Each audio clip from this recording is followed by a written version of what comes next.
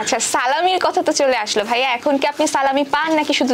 না না, ও তো বয়সে বেশ ছোট, আমার ছোট বোনেরও ছোট, তাই সালামি নেওয়ার টাইমটা পার করতেছে, এনজয় করছে। আমার এমন একটা বয়সে আছি, আমাকে সালামি দিতে হয় আর কি, আমার নেওয়ার কিছু নাই। তারপর আব্বু আম্মুর কাছ থেকে সালাম করে ফর্মালি আমি টাকাটা নেই, কিন্তু বাকি সবাইকে দেই। এখন এখন যা আছে সবাইকে দাও। কি সালামি দেওয়া হয়েছে বা হবে? না, আমি সালাম করি না, করব। সালামি দিব এখনো দেওয়া হয় না।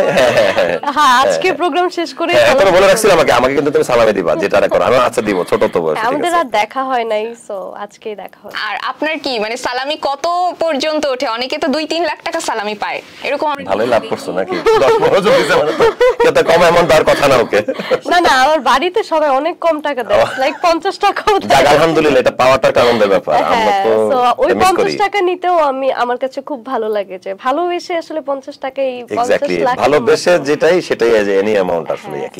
এক্স্যাক্টলি। তো ঈদে তো আপনাদের দুজনেরই অনেকগুলো কাজ রিলিজ পেয়েছে, আমরা 2-1টা কাজ দেখেছি অলরেডি। একটু জানতে চাচ্ছি মানে কি কি কাজ এখন পর্যন্ত রিলিজ পেল এবং দর্শকদের থেকে কেমন সাড়া পাচ্ছেন?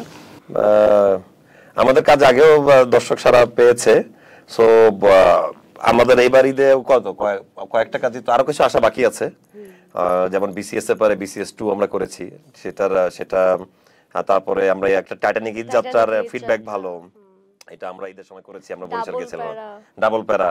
সো আমাদের কাজ নিয়ে আমরা সবসময় হোপফুল।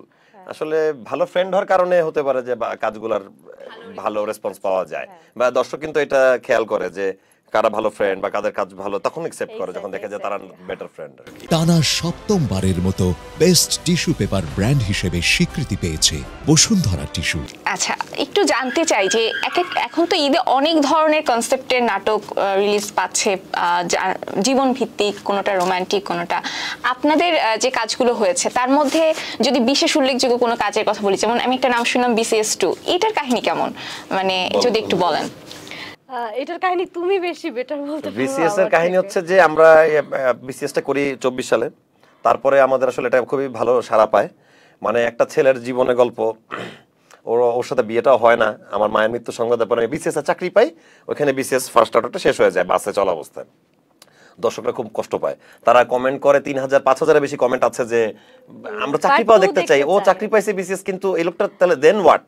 কারণ হচ্ছে পার্ট 1 এ ওর কষ্টের কোনো শেষ নাই, অপূর্ণতা। ছেলের জীবনে যত ধরনের কষ্ট আছে সব আছে ওর। পরে বিসিএস 2 তে আমরা সেটা দেখানোর চেষ্টা করি, মানুষের কথাতে সেকেন্ড পার্ট হয় অনেক সময়। আমরা কিন্তু সেকেন্ড পার্ট করার পক্ষে না। সিনেমা হলিউডের মুভিও কিন্তু সেকেন্ড পার্ট কখনো ফার্স্ট কে বিট করতে পারে না। আমরা কোনদিন একমত ছিলাম না, কিন্তু 5000 কমেন্টও আমাদের কোনো নাটকের নিচে আসে নাই। সো ডিরেক্টর, প্রোডিউসার সবাই আবার রাজি হয়, দেন তাদের উদ্যমেই আমরা নিজেরা আবার করতে রাজি হই।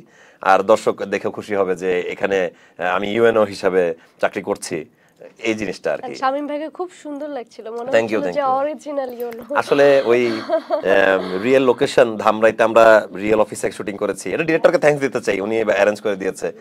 5-0 থেকে নামছি, আনসাররা সেলুট দিচ্ছে, ইট ফিলস লাইক আমি, হ্যাঁ, আপনি অ্যাক্টিং তখনই অটো আসবে আপনার যখন আপনি এনভায়রনমেন্ট এবং আপনার কস্টিউম আপনি ক্যারি করবেন। আর আমি হেয়ারকাট টেয়ারকাট নিই, একটা নিজেকে আসলে সরকারি অফিসারই মনে হচ্ছিল ওই টাইমে।